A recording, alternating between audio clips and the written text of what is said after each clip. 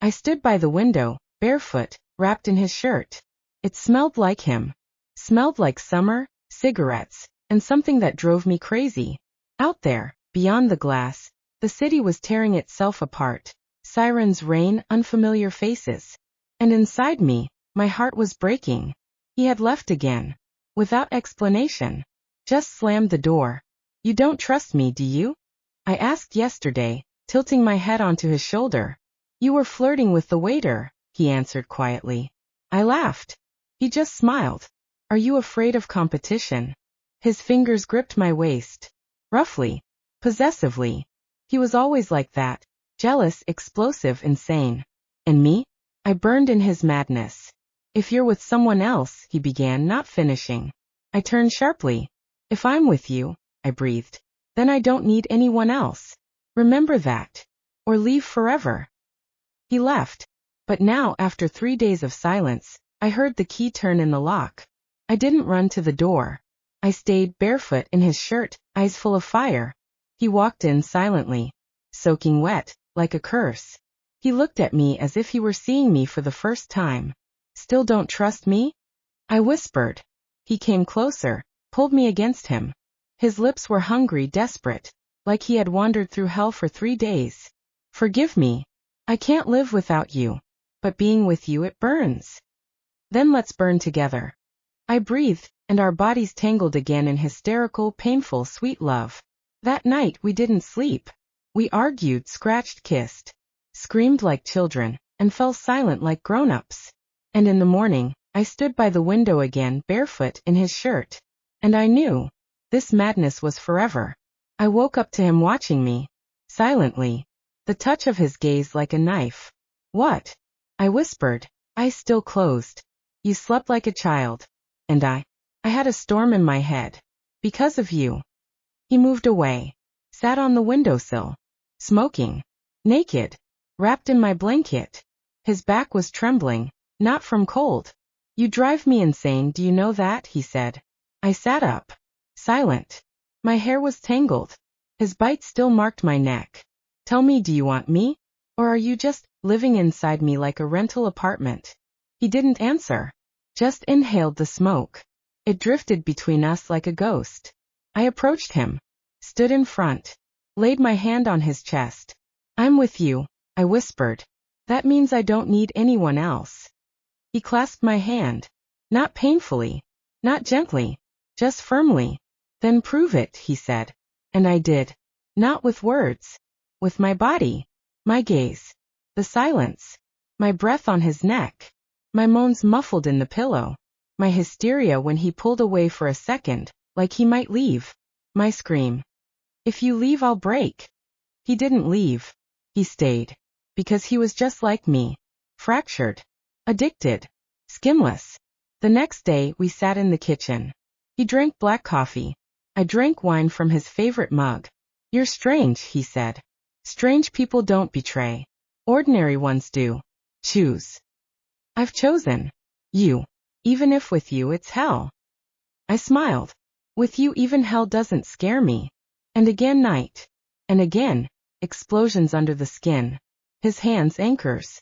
His lips vengeance. His voice, a whisper at confession. Don't love anyone else, he asked. Not even yourself. I promised. Leet. Because secretly, I was learning to love myself. While he kissed my ankles. While he held me like a prisoner. While I realized, love isn't a chain. It's a choice. A free one. But he didn't know yet that I was changing. For now, I was still with him. But one day, I would stand up. Without a scream. Without blame. Just leave. Because I had lived through him for too long. But for now, let there be night. Let there be hysteria.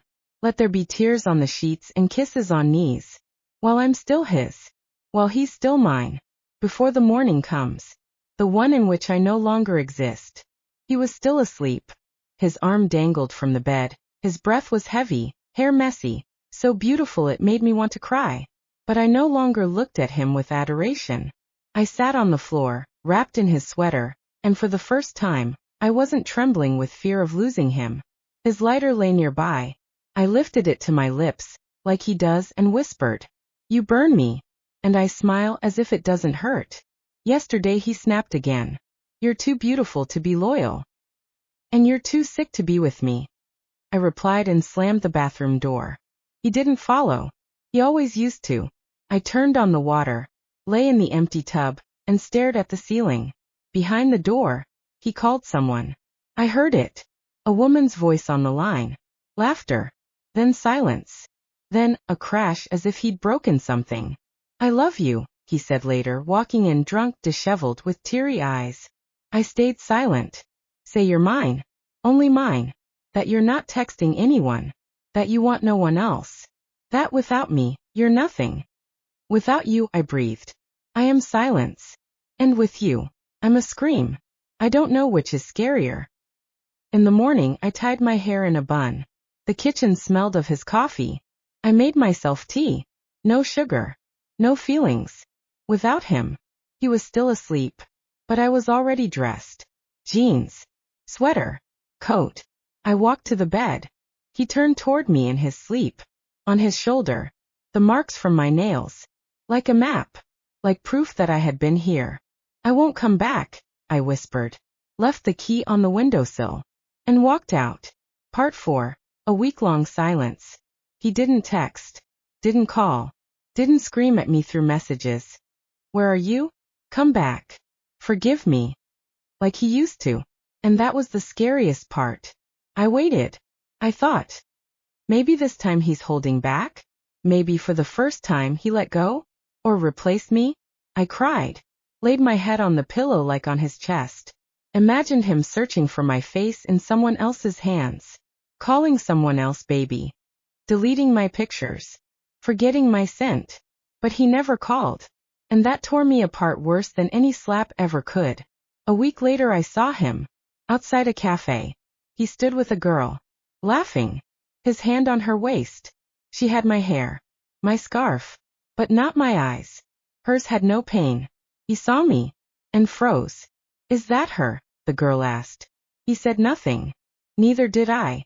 We stared at each other as if between us there was once again. The night, his shirt, my tears. But now there was emptiness. I turned. And walked on. He didn't follow. A month passed. I laughed with friends. Visited my mom. Started writing a book. About us. About myself. About the pain I once wore like a necklace. And then he came back. At night. To my door. Hands shaking. I get it now, he said. I'm nothing without you. Please. Come back. I looked at him and felt, I don't love him anymore. I remember. But I don't love. I'm with myself now, I replied. And that's all I need. He sat on the steps. Cried. Like a child. And I just closed the door. 6 months passed. Spring burst into the city again. Loud. With raindrops on the windowsills. With the scent of wet asphalt. I lived in a new apartment. White walls. Big windows. No trace of his clothes in the closet. Just my books. My perfume. My freedom. Sometimes I caught myself turning my head to say something. A joke, a whisper, a tease. But he wasn't there. And that didn't hurt. Not anymore. I had survived. One day I saw him again. Pure accident. I was going into a pharmacy. He was walking out. Tired. Heavy-eyed. Hair carelessly tied, like before. He stopped. Looked at me like he'd seen a ghost. You, he breathed. Yes. I smiled. Calmly. You've changed. No. I just returned to myself. He dropped his gaze. I miss you. Desperately. I nodded. I missed you too. Back then. When you never came. When I cried in the bathroom and held onto the walls so I wouldn't scream from the loneliness of being next to you. He closed his eyes. I was a coward. You were immature. I was addicted. We weren't love, we were a disaster. He tried to take my hand. What if we start over? I pulled away. I already have. Just without you. And I left. Without looking back. Because there was no pain, no pity, no fire left. Later, on the metro, I sat by the window. Across from me. A young man reading a book. He looked up and smiled. And his smile wasn't burning, wasn't demanding, wasn't possessive. It was warm. I smiled.